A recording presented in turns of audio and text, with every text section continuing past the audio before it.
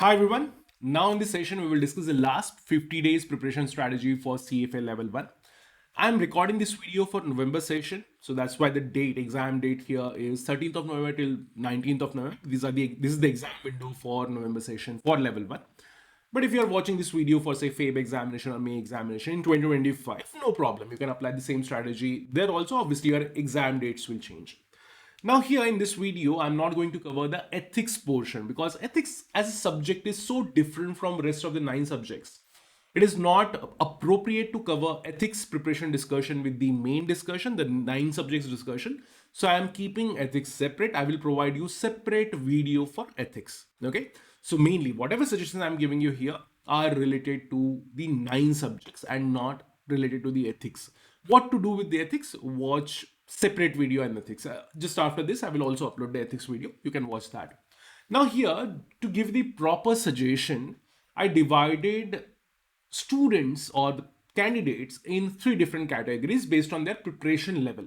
So there are candidates who are just starting their preparation till say 40% preparation is complete. Then we have the candidates said from 40% to 70% preparation is complete.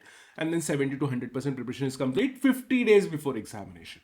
Now here, when I'm saying the preparation is complete, this doesn't mean like you are just done with watching videos, say 50% videos watched and you're considering yourself in the 40 to 70% category. No. Whenever I'm saying the preparation complete, this means one, you watch video if you're taking classes, you read from the notes if you are doing self-study. Both the categories are covered here. And then you solved questions, LES as well as third party or LES questions only, okay? Depending on your preferences.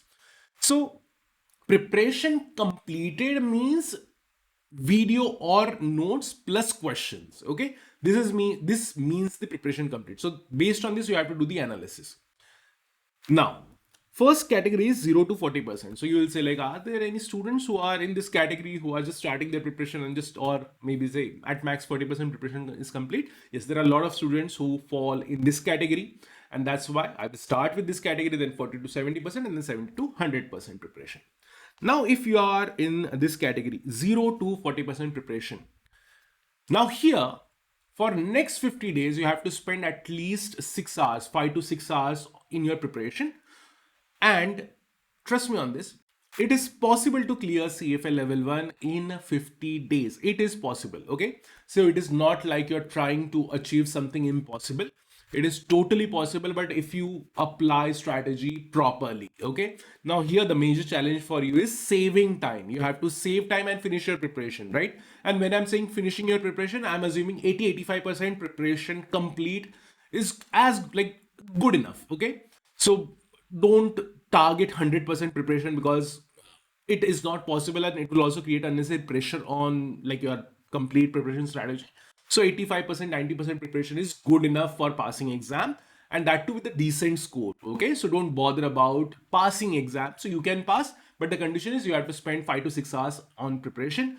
If you are full-time student, I would recommend you like spend all the time on your preparation. Like even if you are able to say spend 10 hours on daily basis, spend it, no problem. Okay, so target maximum here, but 5 to 6 hours is minimum.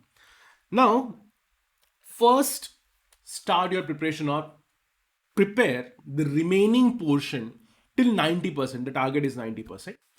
So prepare using video classes. Don't try to do it by self, because when you do preparation with self or by in self-study mode, it takes more time. Always remember, because you will get stuck in some portion, you won't understand it, then you will research it and you will spend a lot of time. If it is happening, say 3 or 4 times in every chapter, if you consider whole subject, you will consume a lot of time. Okay. So now here the suggestion is finish your preparation using the videos, and that to prefer fast videos. Fast videos as in whenever you see like the portion is covered in a faster manner. Okay. Instead of dragging one small, easily understandable topic in 1 hour. So instead you see like if it is covered in say 15-20 minutes, it is good. This is what I'm saying, the fast videos. I'm not talking about the revision videos. Don't prepare using the revision videos, prepare using the fast videos. Okay.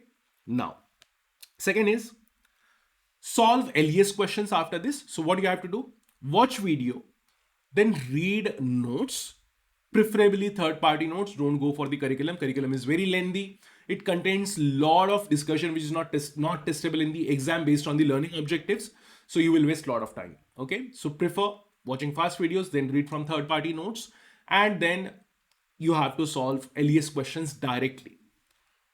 Don't solve third party questions first and then LES. Directly solve LES questions. Now, if you score 70% or more in LES questions or in LES that particular topic, you can move on. Okay, move to next subject, next topic as in, whenever I'm referring to topic, I generally refer the chapter as topic, okay, and subject as subject. Okay, so 10 subjects, and in each subject there are 5-6 topics. So please remember, because a lot of people refer to topic as whole subject. Okay, so topic meaning here I mean the reading or chapter.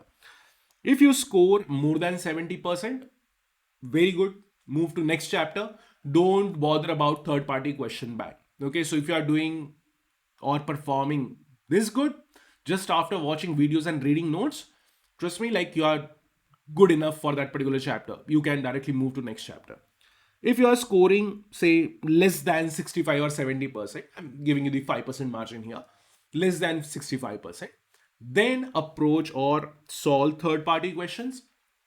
And here, try to solve questions in a faster manner, because you don't have enough time here, right?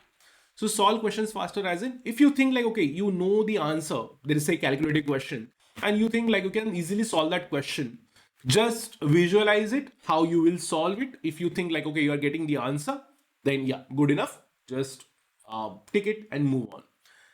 If you think like it is problematic for you, then only you solve that particular question. So using this, you will be able to save a lot of time, right? And if you see, there are, in most of the third party question bank, the questions are repeated. So same concept will get repeated 3 or 4 times.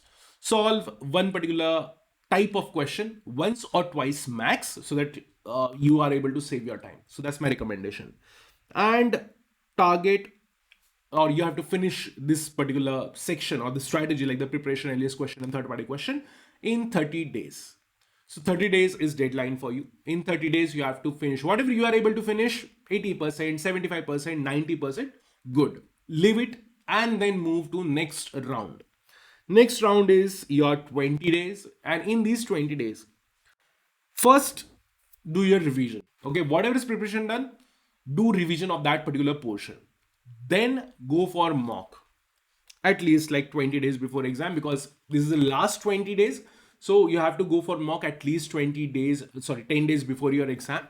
And for last 10 days, do your final revision and go for exam. The strategy works. If you are above average candidate, this strategy works amazingly. Okay, so again, one more thing, if you have say 6 months for your preparation, I'm not saying apply, like wait for last 50 days and then apply the strategy. I'm giving you this like the disaster management plan. Okay, so this is kind of a recovery plan for you. So this strategy you have to apply 30 days, 20 days. In 30 days, I told you, prep videos, LES questions and the question bank. And in the last 20 days, revision using obviously fast revision, then mock test 10 days before exam, and then the final revision. Don't completely ignore mock test. What happens once you appear for the mock test, you will get the dimension of your exam, like what is the line and length of the question and so on. And this mock test should be your LES mock test. Okay, on the portal there are 2 mock tests. Appear for at least 1 mock test. Okay, if it is not possible for you to appear for both the mock tests, 1 mock test is good enough in this particular situation. And then go for your final round of revision, revise it in last 10 days, fix all your problem areas, and then if you have some time left, then you can go for like the again third revision, like this. Okay, now if you fall in this particular category, that is 40% to 70% preparation is done, you are in comfortable situation. Don't bother about like how you will finish the rest of the core curriculum and so on. Okay, so you are perfectly fine here. Now, in this case, I would recommend you to finish preparation. Not like, you don't need videos necessarily unless you are struggling in a particular subject. Okay, so if you are struggling in a particular subject, then the video classes are preferable. So video classes you can take from me or from any other teacher you like, but prefer shorter videos considering the time you have. Don't go for very lengthy videos. So my personal videos, like my videos for level 1 are shorter videos. Okay, so I cover complete content assuming you are preparing for the first time, but I finish the easy portion in faster manner and the difficult portion, then I will take some time to explain that particular concept. But for easy to understand, I won't waste a lot of time. Okay, that type of videos. So finish your preparation fully. Try to finish your preparation fully. And here you have 20 days as a deadline. Okay. So from 0 to 40%, if you consider like the category of 0 to 40%, your strategy is slightly different. Okay. So I am giving you say 20 days for finishing your preparation. And here, because your like 40 to 50, 70% preparation is done, you can simultaneously go for both. So LES questions and third party question bank. So LES questions here, again, you can apply the same approach. If you are scoring more than 70%, then you can avoid third party question bank. And say, for example, the topic is easy, you are already scoring good in LES questions, then there is no need to go for third party question bank. But if the topic is difficult and say you are scoring more than 70% in LES, still I would recommend you to go for like or touch third party question bank. Again, with practice, like you won't get confused in the examination. So for that purpose, I'm recommending. So that's why you will see here you have the plus sign and here you have the down arrow. Okay, so because I want you to use both. Okay, but again, you can avoid third party if the topic is easy and you are scoring good in that particular topic in LES questions. So this you have to do in the 20 days. Now, for example, say you are able to finish only 90%, 95% in these 20 days, and say unable to finish 100% preparation. My recommendation is leave it at that particular point. 95%, 90% is really good enough. I'm not recommending you to just finish 90%. I'm just saying 95% is good enough. If you can finish 100%, really good, amazing. But if you are able to finish 90, 95%, still good, no problem. And in the last 30 days, your preparation strategy is different. Now here, remember, your revision is pending. Your revision is not yet done. So my suggestion is first go for mock round 1, LES mock round 1. With 95% preparation done, go for mock round 1 before you start your revision. Now here, why I'm recommending you to go for mock round 1 before you are starting your revision. You will see or you will feel some hesitation to go for mocks. Generally, I've seen this. Students are kind of afraid of mock or they want to avoid mock somehow. But my suggestion is go for mock. It doesn't matter if you score 50%, 55%, doesn't matter. But as soon as you appear for mock, again, you will get that dimension of your full exam, right? So that is the line and length of the questions and how or what type of question to expect in the exam. And once you know the dimension, automatically your revision one's effectiveness will be increased substantially. Okay, that's why I always recommend to go for mock 1 first and then go for revision round 1, then go for mock round 2 and then revision round 3. And if you have time remaining, then you can also go for revision round 3. Okay, so this is strategy for you. Here you have to look for what is your growth. Okay, so if you consider the mock round 1's performance versus mock round 2's performance, see the growth. If you, for example, let's say you scored 55% in mock round 1 and then you did the revision. Now in mock round 2, ideally your score should be around 70, 75, like this. Okay, so if this happened, this means your revision was really successful. And also one more thing, when you are appearing for mock round 1 without revision and if you are scoring 55%, here we know this 55% is now kind of a baseline for you. This is the bottom score for you. After this, you will spend 30 days on your preparation, and in these 30 days, you will be able to do a lot of repair work, filling your gaps, and all those things will happen.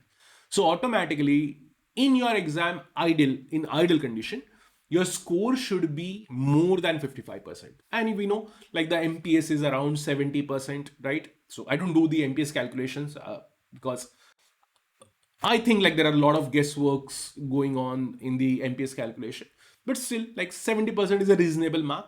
So here this means like once you score 55%, after this, whatever you score is your growth only, right? So in 30 days, you will be able to fix a lot of content. Then you have revision 2. If you think like you need to solve a third party question bank, you can, okay, but it is not necessary. solving lots and lots of mock tests is not recommended for anyone. I generally don't recommend solving like 10 mock tests or 5 mock tests. If you are doing really good, okay, if your performance is really good in 2 mock tests, my recommendation is outrightly start your revision and make sure whatever content is there, you are able to remember that content. Okay, this is the strategy. Solving multiple mocks won't give you that yield compared to doing multiple revisions. Okay, so this is the recommendation. Now, the best, most sincere candidates, those who are done with like say 70, those who are in the range of 70% to 100% preparation. So for you, the strategy is very simple. Take 10 days, finish your preparation, go for alias questions and third party questions. You can apply the previous mentioned strategy for the alias question and the third party question bank here also. Again, if the question, if this particular chapter consists of a lot of numericals and say complicated questions, for example, the dividend discount model is there, happens testing, regression analysis, all these chapters are slightly complicated chapters. Okay, even the portfolio management's first 2 chapters, risk and return chapters, these are slightly complicated chapter where a lot of discussion is there. So my recommendation is for that, you can use the third party question bank and alias both. Alias is first, always remember, alias gets the first priority. Okay, and then you have your third party question bank. Finish this in 10 days, and ideally you should be able to finish 100% curriculum. Best for you, right? So finish your 100% curriculum, and even if again the same rule is applicable here, even if you are able to finish 90 or 95%, move to next schedule. Your next schedule is again, you will start with mock round 1, then go for the revision 1. First revision should take like more time compared to second revision. Now it depends on person to person how much time you spend on the revision, but don't just revise for next 40 days. Okay, try to finish revision in 10 days. One subject, 1 day, one subject revision should be done. Okay, now you will go for next mock. So mock round 1, mock round 2 here are LES mocks. Compulsorily go for second round of mock, then again do the revision. Then go for third party mock and then do the final revision. Again, if your plan is to for the candidate who are at 70 to 100% preparation level. So if your plan is to first do the revision and then go for the mock, I would recommend you to follow this strategy instead. Okay, so what happens? You will spend 10 days in your revision. Then you will go for mock round 1. Then you will understand, oh, these type of questions are asked in the examination. Now, whatever is learning from that mock, you will be able to apply in the revision round 2. Your revision round 1 got wasted. Why? There is like psychological thing. Why students want to do the revision before appearing for mock? They somehow think like, okay, I should score really good in the mock round 1 itself, and that's why let me do the revision first and then I will go for the mock. Doesn't matter. So ICFI and CFA Institute is not tracking your mock performance, right? So mock is for your benefit. So recommendation is strictly, if you follow this strictly, your score will be amazing. Mock round 1 first, then revision. So whatever is learning from your mock round 1, you will be able to apply all those learnings, the line and length of the question, the depth of the question, the pattern in or the area, the important area or testable area in the mock and all. So you will know that and you will be able to apply this strategy in the revision round 1. And then you will go for mock round 2, then revision round 2 and third party mock. Don't bother about whatever is your score. Like this is applicable for both the categories. Don't bother about whatever is your score in mock round 1. This is your baseline score. Minimum score you will or you're likely to score in the exam if you just go like this. Okay. So if I ask you to immediately, once you're done with your preparation, and if I ask you to appear for say actual exam tomorrow, so whatever possible score you will get in that particular exam is reflected in your mock round 1. So it doesn't matter. You should see the improvement after revision round 1. Okay, so this is the criteria here. Okay, so follow this particular approach, and final revision is very, very important. And again, how to remember the formula and all. If you have all these queries, you can ask me. Just simple suggestion: when you solve a lot of questions, don't try to mug up formulas. Solve questions and try to learn formulas using the questions instead of mugging up the formula. Do mugging of the formulas in the last 1 or 2 days before your exam. Okay, now here what is mean by mugging up formulas? So for example, let's say you have, I'm just taking the example, you have 100 formulas. Automatically you will be able to, with question solving, preparation and everything and understanding the formula, you will be able to remember 80 formulas, just like that. Don't bother about it. Then you have 20 formulas remaining. Then 20, you can mug up 20 formulas, remaining 20 formulas, right? So don't mug up all 100 formulas.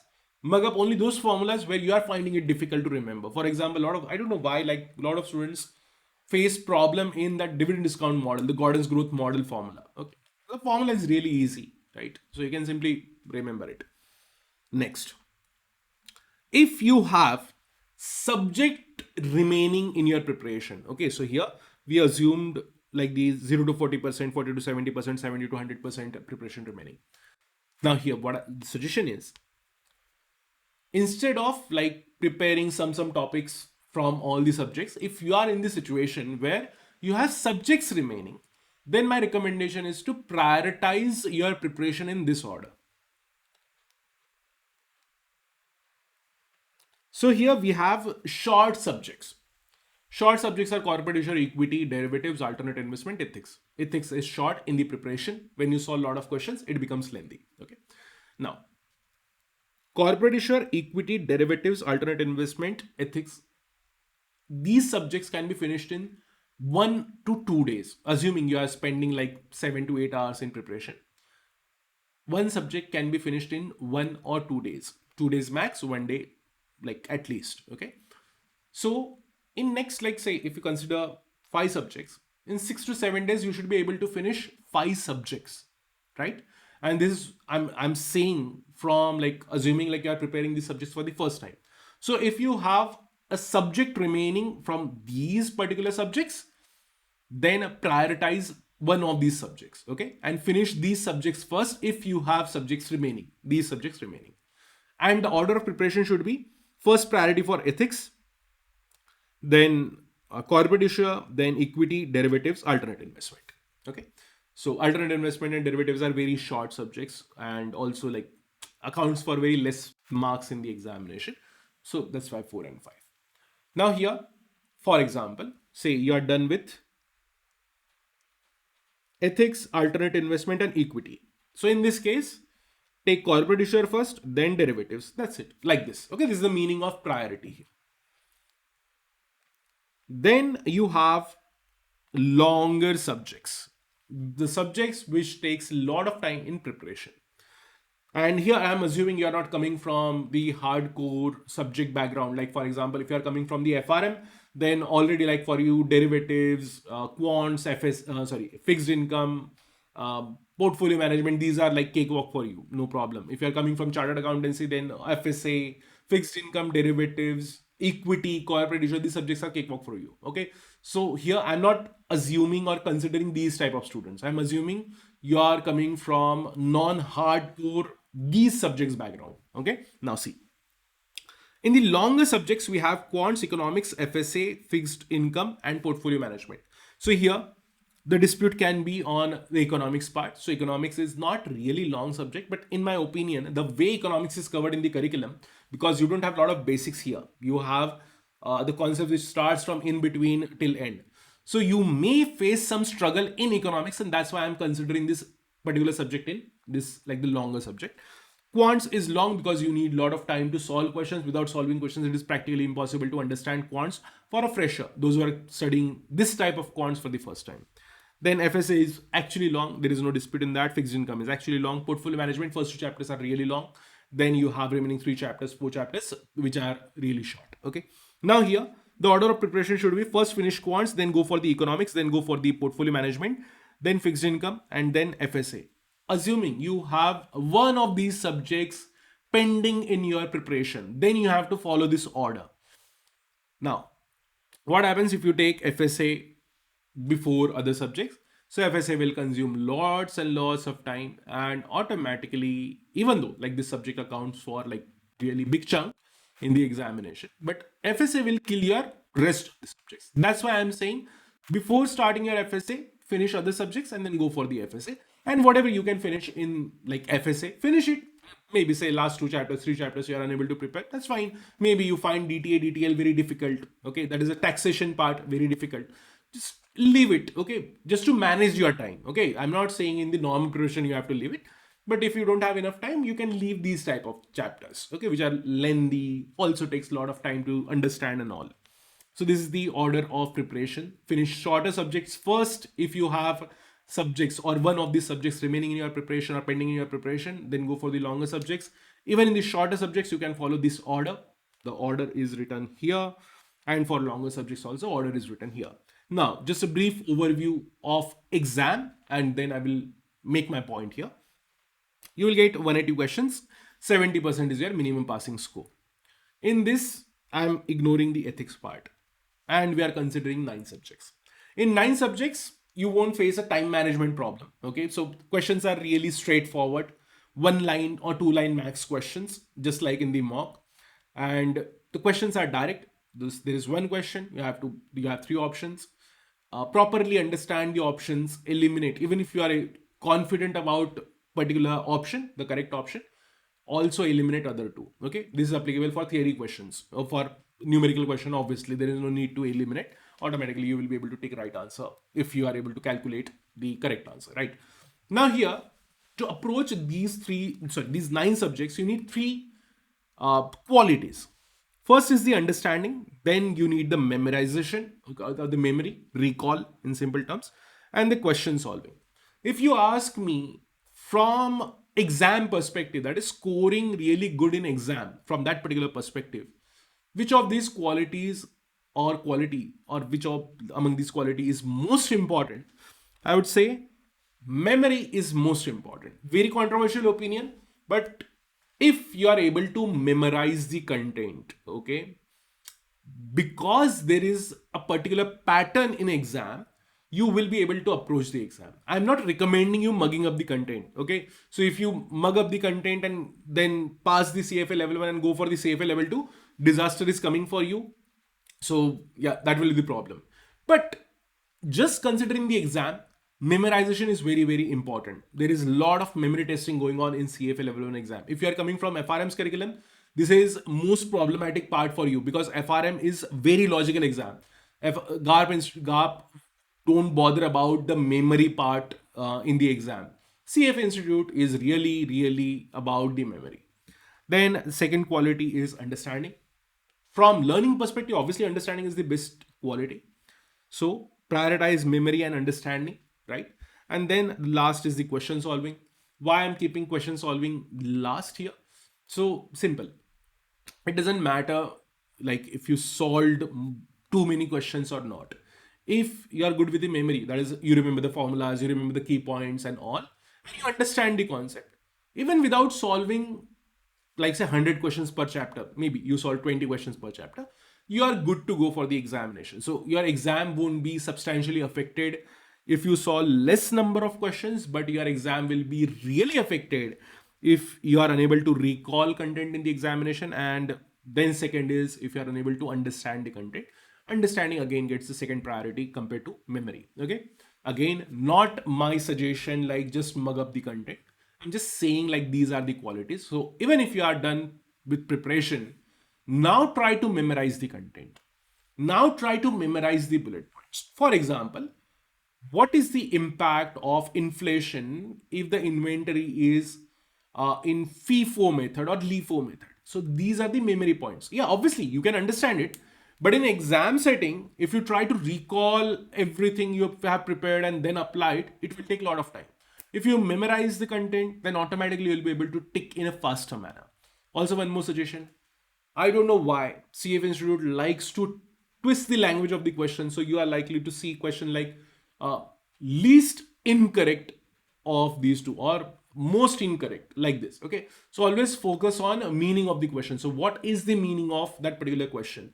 This type of problem happens a lot with students. Okay, so getting confused in least accurate, most accurate, not least accurate, and like this. Okay, so my suggestion is prefer or read questions properly and understand it, and then prefer eliminating options, right?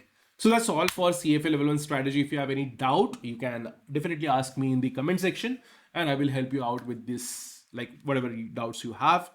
And last 2 points for you. If you have general query, general, not topic related, I'm unable to understand.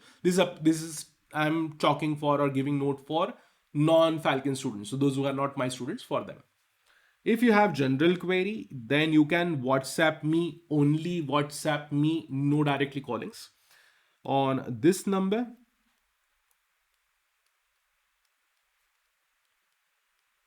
+91 is the India's code. It doesn't matter. You are not from India or you are from India. Use this.